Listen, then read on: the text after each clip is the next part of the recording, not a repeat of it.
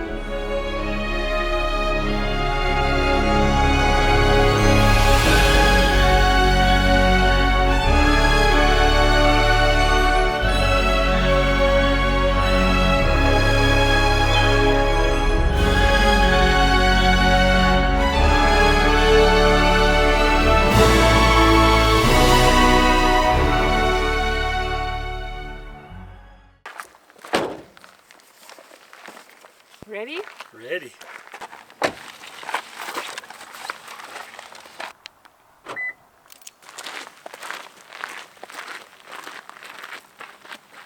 All right, we've made it back finally. The last time we were here in the North Rim of the Grand Canyon, it was clear conditions, not very good. So what we did was we ended up shooting back in Kaibab National Forest. But today the clouds look absolutely epic. We got some storms. Hopefully we're gonna get some tonight, but I'm super excited to get down here to see this place under stormy conditions and dramatic skies. These conditions here are about a 50-50 chance of being extremely epic or nothing at all, which is so exciting. It's the beauty of landscape photography. Or being a dud. Or being a dud, yes. So, and that's the beauty of landscape photography, is you never know what you're gonna get, but it's always exciting, especially in a place as beautiful as the North Rim of the Grand Canyon.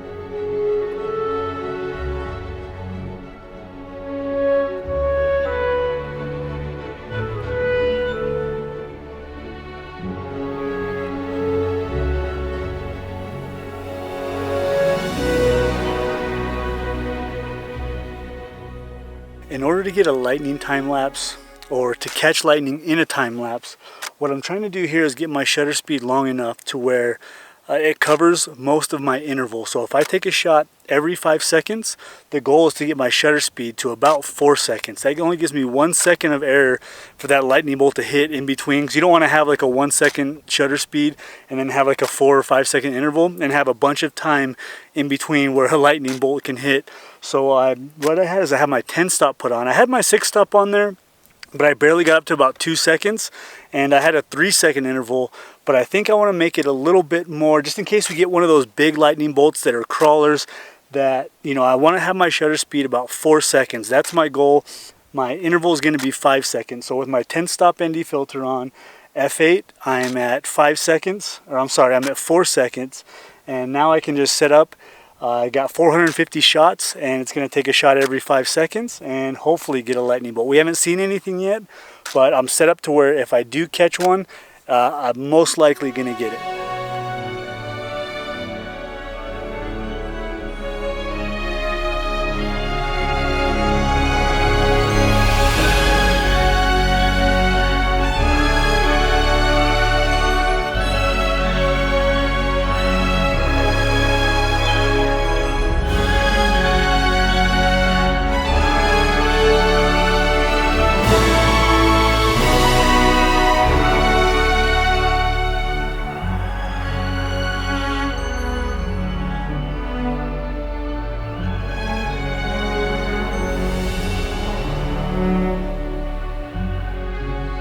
So one little bit of a nugget that I learned, I went out yesterday, Chris and I went down to Tucson to meet my buddy Mike Mezuel.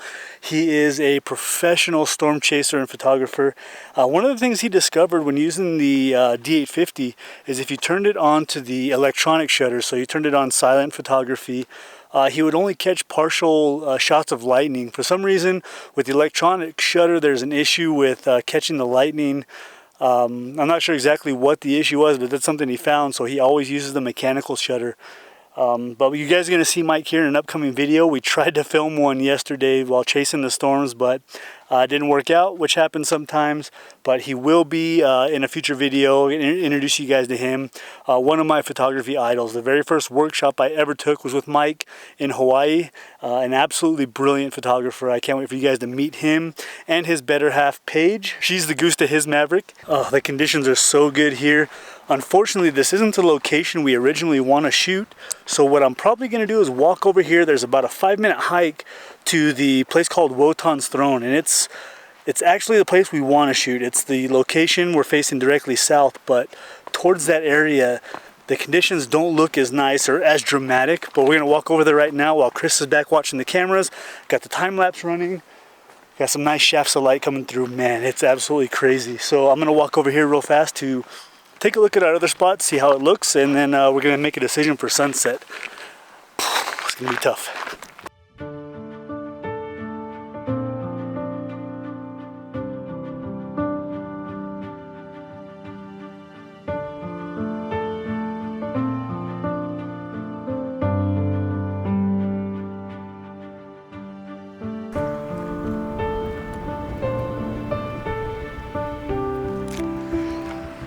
Well, I'm down here on a ledge, and Chris is a little uneasy with it, so she's gonna go back up to where the fencing is and stay up there. I'm gonna get down here a little bit lower. This place is called Woton's Throne. Holy crap, I'm so happy we came this way. We were shooting the other direction towards the west, but the conditions were really good. There was no composition. It was all light and conditions, but here we have some really nice clouds in the sky. The wind has picked up like crazy though, so I'm gonna sit up here, and I got the sun off to my right, so it's gonna be out of the frame, but gonna get that nice side light here on Woton's Throne on the inside. It's gonna light up this place really nice. The clouds are pretty dramatic, and they're starting to move towards the southeast, so this place actually might end up being better. No chance of lightning or rain or anything like that, but the clouds are still really dramatic, and when that sun sets, I think we're gonna get some really, really nice color.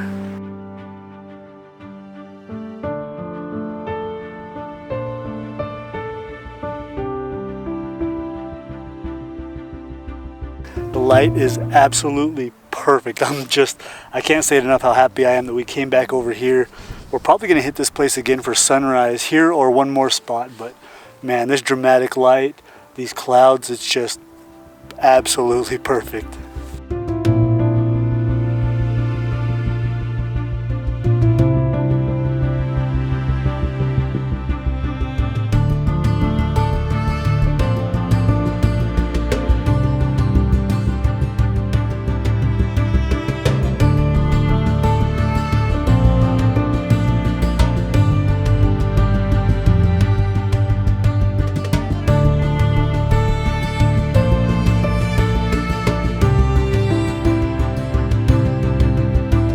Well, that was an absolute success. What'd you think, babe?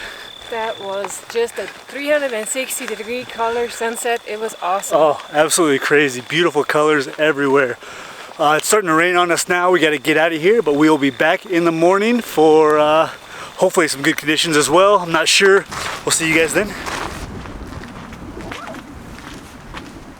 Well, good morning. It's a windy one. We got up here and the wind's howling a lot more than it did yesterday. We had a pretty calm day until right before sunset last night. It picked up pretty good, but kind of cleared up as well. There's a little bit of clouds on the northeast horizon, but we're gonna go out to the same spot we ended with last night.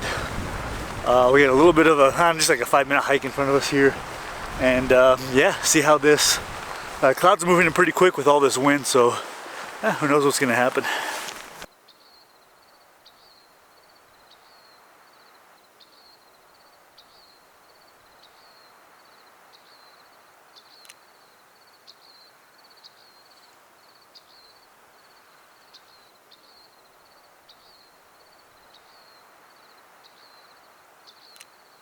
So we have no clouds pretty much to the southwest where we're facing, but Chris likes this gradient that we have. So one of the things when you have no clouds that I think we saw in the last video at the Alabama Hills is when you face directly away from the sun, or where the sun's going to come up anyway, you have that belt of Venus, which is the Earth's shadow, and you have a beautiful gradient of like a dark blue at the horizon to more of a magenta, and then transferring over to that warm color in the sky. So capturing that gradient is a great way to give sky some interest if there's no clouds, which we had this morning. So I'm not sure what I'm gonna do because I am so happy with the shot that I got last night that I think I'm just gonna wait and use my long lens. There's a few places that look like it would be really, really cool to see that warm sun hitting some of these jagged edges and stuff, so I may just wait for the long lens. I'm probably gonna set up at least to get a shot of this blue hour with this Earth shadow or the belt of Venus, but then I'm gonna use my long lens, I think, and I'm gonna start playing around with that. I find it very interesting how the rock here changes its appearance for sunset and sunrise. Last night all the light was trapped in here, and this part in the front here was almost not visible. And if I'm looking at the shot that I just took right now this morning, so there is no sunlight yet hitting the rocks here, but already I can see that all of this is so much brighter and has so much more interest than the area over here within that round part of the canyon here. So we are getting a beautiful gradient. You guys can see there, that's the belt of Venus. But naturally, if you look that way, sky's going a bit crazy, beautiful reds, and oh, it's just on fire. Always the opposite direction of where you shoot. It's literally my life. The comment section always goes crazy whenever I don't use my lens mount for my tripod mount with my lens. If I just use, my normal L bracket. But this thing, it's like the lens collar here, that like the way it tightens and loosens, it's a pain. Oh, we got light, we got light. Oh, that sun just came up now. Oh my goodness. All right, the light's starting to hit inside the canyon a little bit here, especially right here in front of us. Maybe I shouldn't get the long lens out yet. Maybe I was a little bit too soon on the long lens. I think I just messed up. All right, well, I put the long lens on a little too early because this light is looking really nice, as Brendan Vanson would say. My battery is almost dead, but you guys can see we're getting some really nice light right here on the side. And still got a little bit of that gradient there. I think I can make that work. What I'll probably have to do is just split tone a little bit, and in the highlights I'll put a little bit more magenta, because this top up here, I don't really like that color. And I think that gradient is a lot of smoke still. Yeah, I'll have to do something with this top here with the color, because I hate that color. I don't know what it is, but that color in the sky, that kind of greenish tint, doesn't look well. It makes me so mad. So yeah, a little bit of split toning in Lightroom can change that up a little bit though, but that looks really nice. And you know, let me change my white balance actually.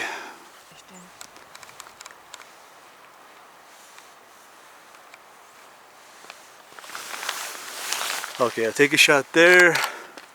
And for those of you guys who don't know, I do shoot in manual white balance in Kelvin. I just like it better. I like to do it manually. Most of the time, auto white balance gets it right anyway. And if you shoot raw, it's not a big deal. But well, we had an absolutely beautiful morning. Seeing the sunrise in the Grand Canyon. We're by ourselves. I don't think I got a photo that I'm overly excited about, but I am so stoked with that morning. Just such a beautiful, beautiful time just watching that sunrise and being there by ourselves. It was amazing. So now you guys know what time it is. Second breakfast.